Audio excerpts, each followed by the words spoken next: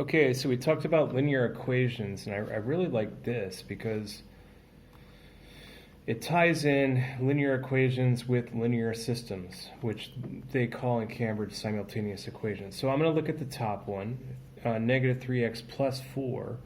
Remember, 4 is a 2, 3, 4. 4 is a y-intercept.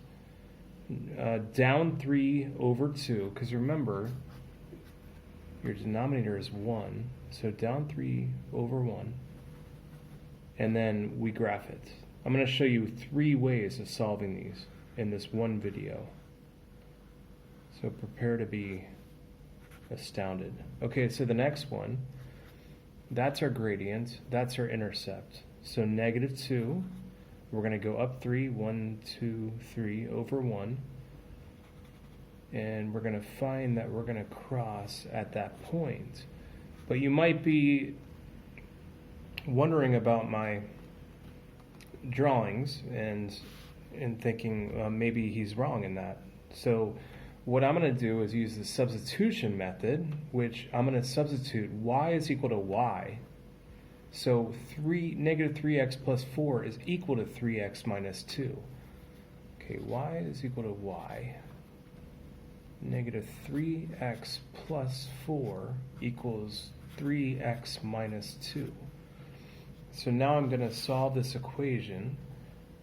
I'm going to move the 3x over here. So negative 6x, I'm going to move the 4 over here, is equal to negative 6. X is equal to positive 1. And if I put 1 into the equation for x, negative 3 times 1 plus 4 is equal to positive 1, then I get y is equal to 1. So that means they're crossing at 1, 1. And it looks like they're crossing right there at 1, 1.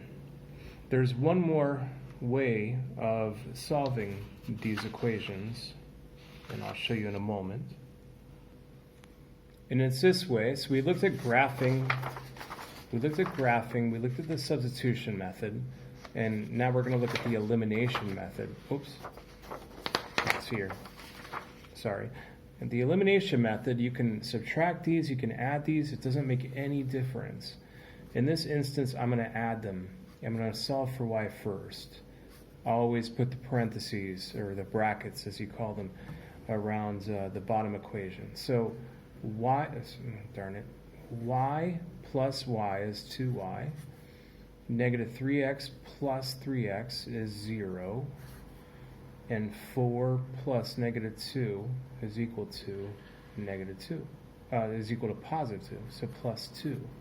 That means y is equal to positive 1. And then I could put the 1 in the equation, and I could solve for x. So that means 1 is equal to negative 3x plus 4. Subtract 4, so I get negative 3 is equal to negative 3x. And that means x is equal to 1. Is equal to 1.